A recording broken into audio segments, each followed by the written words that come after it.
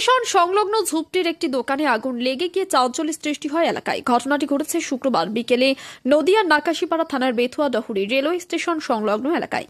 ঘটনাটি দেখতে পেয়ে রেল পুলিশ ও জিআরপি কর্মীরা স্থানীয় থানায় খবর দেয়।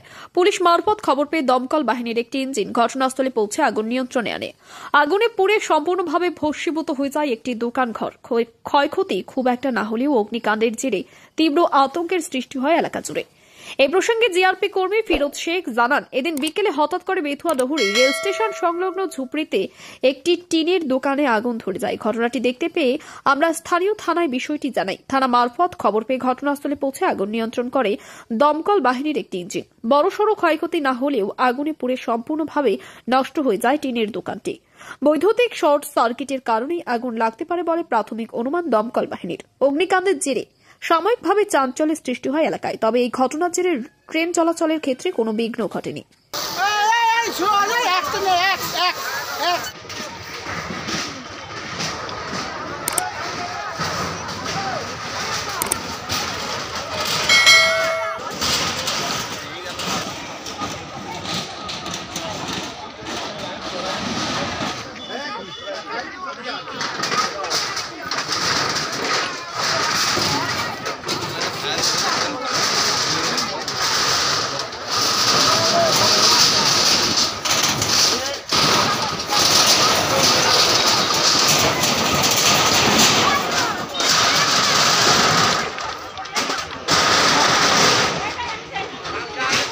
অনেক বছর ধরে আমার পছন্দের গয়না সঞ্চয় করেছি, এবার দেব আমার প্রিয় মানুষ।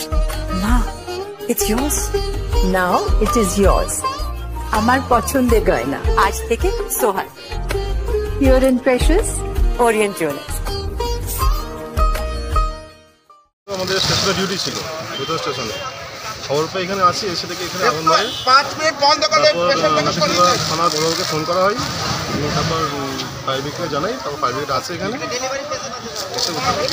মানে কিসের থেকে আগুনটা লাগলো মনে হচ্ছে? ইলেকট্রিক শর্ট সার্কিটটা হয়েছে, যেটা বোঝা যাচ্ছে। এখন আগুন এখন নেমে গেছে। ট্রেন চলাচলের জন্য বিঘ্নিত হলো? না, কোনো গাড়ি আটকে ছিল? না। আপনার নাম প্লিজ? ফিরোজ শেখ। আপনি কী দায়িত্বে আছেন? আমি জিআরপিতে আছি। যদি এখনও আমাদের খবরের দর্পণ চ্যানেলটি সাবস্ক্রাইব না করে থাকেন তাহলে এখনই সাবস্ক্রাইব করুন, সঙ্গে বেল বাটনটি ক্লিক করুন আর পেয়ে যান সব খবরের দ্রুত ভিডিও আপডেট।